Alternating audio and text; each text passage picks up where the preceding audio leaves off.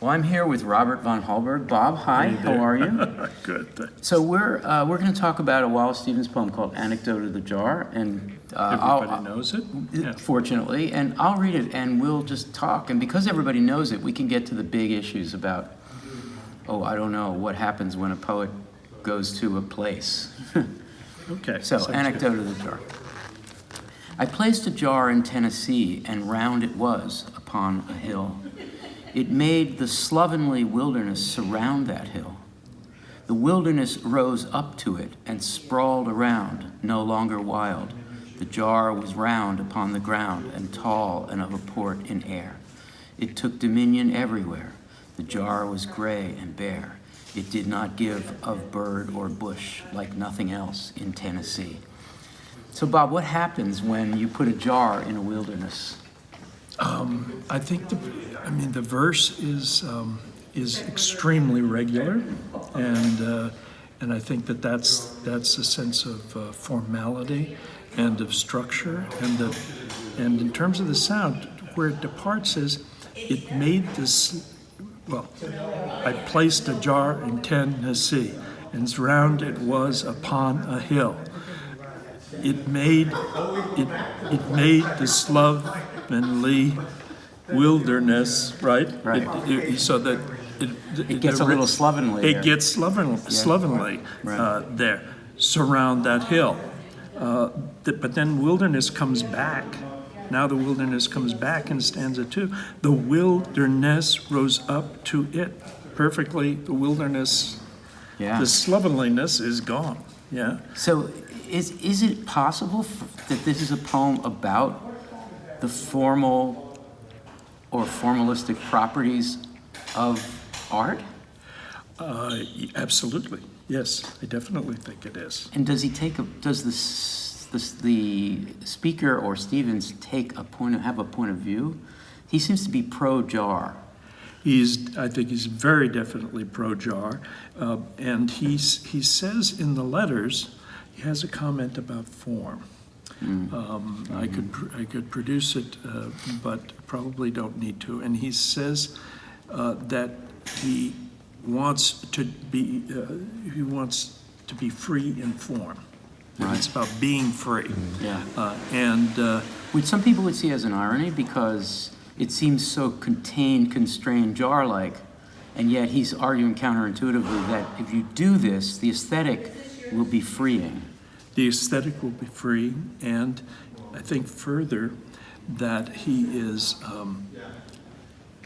not claiming anything for the form. It's just iambic tetrameter, and Nothing fancy. Nothing fancy, and likewise what it is that he stipulates about the jar, and round it was upon a hill. This is like really uninformative because it's covered by the term jar and hill, and so the form doesn't have to be it doesn't have to have much substance or specificity in itself, but it masters wilderness, and it masters slovenliness. And Bob, when we get to the last stanza, claims are being made up until then. They're pretty powerful for this particular artist's particular decision to formalize this wilderness, Tennessee, a place he doesn't know, presumably. But then the first line of the last stanza takes this to the next level. Yes. It took dominion everywhere. In other words, it's a slippery slope. That's a bad idiom. It's this is the beginning of everything. Yeah. yes. And what is it? So how would you translate that? Well, I would pay attention to the remarkable lexical and syntactic elements here. So dominion stands out, right? This is an old term of order, kind of It's notion. kingly. It's a kingly word. royal. Yeah, exactly, royal, right. exactly. So just the word choice itself suggests a kind of the conventionality of order and the oldness of it. I'm sorry, I'm not saying more with the word oldness. Yeah. But I think it's also, yeah. And everywhere? And everywhere. Not just Tennessee. It took, yes. Yes, that's right. That's right. He says, there's another passage in the letters that maybe is relevant to that, and that is that, thought of this in connection with the talk we just recently heard, and that is that the common run of things, in the common run of things, everything is connected by system. Which system is, it's an early, a very early, it's from the journal. System, though. Yes, Yeah. it is. Yeah. And the sense that jar gets brought into a system, everything gets brought into systematic relationship to the parts. Yeah. Can I ask you one more question? And I'm sorry I'm saving a negative question for the end. Yes. You and I both admire this poem very much, but I'm imagining a detractor, not someone who's not us, but someone else, saying, well, wait a minute, this is not very respectful of Tennessee. This is an imposition by a poet from elsewhere, because you get the feeling in the diction that he's not from Tennessee, right? Yes. I went to Tennessee and I put a jar there, and now I've taken over. Yes. My idea of art has taken over. Yes. And what do you say to the detractor who's very nervous about the implications for this dominion? I mean, dominion's not in the democracy of the United States, and particularly modern democracy. Right. People are not, they're nervous by dominion. Yes. So I say two things, that Tennessee here seems to mean nature. Right. Yeah. Right. It's like place. I don't even know if he's been to Tennessee. I think he had been to Tennessee. Been to Tennessee. Okay. So the context is figured as merely nature, not culturally structured. Right. Dominion is completely a cultural construction. But I think the objector is right if it's Alan Tate who loves Tennessee and says, you've never known Tennessee. How dare you put a jar in my place? Yeah, you've littered. And think that it can be so easily mastered. Yes, that's right. But it's also the objection would remind you that the poem, it's a program poem. It's just an anecdote. It's like an algebraic configuration, or equation or something. That it's not. It's not really about Tennessee. Yes. It's a kind of his relationship to Tennessee is just amusing. And the objection, if he were here and Alan Tate said, you don't know Tennessee, he would laugh. He would laugh and say, Alan, don't be so uptight. Yeah. Right. Yes. Yeah. And I think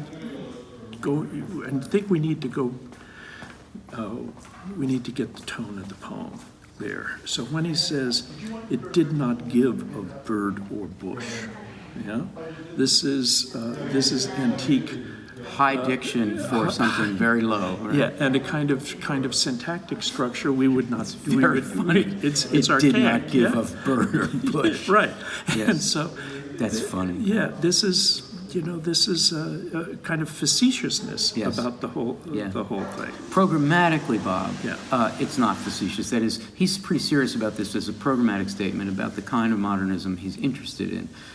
It's sort of a somewhat distant cousin to William saying, there's a broken green glass bottle that I see, and you may think that it's too man-made and too modern to love, but I think it's beautiful. Right, between walls. Between walls, Yes. the back wings of the hospital where nothing will grow, like cinders in which shine the broken pieces of a green bottle. Yes. Right.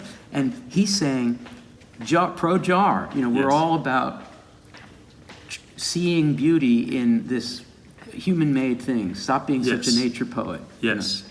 And in Between Walls is a 30s poem, as I recall. I think it is a little earlier, but maybe not. Okay. Maybe it's a 30s poem. That would work, though, wouldn't it? Yeah, the point I was going to drive is that there's a kind of social context, an implicit social context. Right. And here, I think, not really. No. I think this is global, algebraic in that sense. This covers South Carolina and North Carolina Right. too. This is just about the way the mind Right. makes. This is a more abstract Yeah. and theoretical version of modernism, and Tennessee is maybe small game, alas, Yes. for what it has to do programmatically. Whereas with Williams, there's the social sensitivity, It is about- poverty and so forth. Yeah, it is about the kind of art I make, I esteem, yes. Right. But I think it's also more about cognition and generally about how we know order. And I don't think it's not distinguishing, there's another kind of art that doesn't do this. I don't see that as a possibility here. That's why I'm sort of pulling back against when you say modernist art that I see. I like. I read it at any rate as an extravagant generalization. There's one more thing I'm having so much fun, we're going on. There's one more thing that interests me here I want to ask you about. The initial gesture is hilariously still. You see a hand placing a jar on a hill in Tennessee. Yes. But then, presumably the hand is removed, and now we are looking at an artwork, jar, one can imagine a photograph in the 1960s, very still. But then, there's a lot of activity because it's a little sci-fi-ish. The jar is sprawling now, almost as wild as the wilderness. So can we talk about the kinetic, it's not a still life. The jar in Tennessee is kind of a still life with jar and wilderness or in grass. But this sprawling, Yeah. And there's action. I placed, it made. Right. These are active propositions, Right. One predicated of himself and the other of the jar. And there seems to be a competition. On one hand, we have rising up. The wilderness is, everything's growing fast. It's wet and it's spring, but the jar has its response. Yes. Yeah. Because Yes. the jar has the last word because it takes dominion. Yes. Everywhere. Which is exactly the opposite of what you think should happen. I mean, if this were a romantic poem, the wilderness would win and the jar would disappear under ivy. Absolutely. And become a ruin for And would someone to become a discover. ruin. Oh my gosh, this conversation has become a great little lesson for, let's say, for people new to modernism, as to what the essential difference is. The modernists are going to say, jar wins. Right. Bob, this has been so much That's right. fun. Thank Good. you so much. Always. Thank you. Thank you, Al.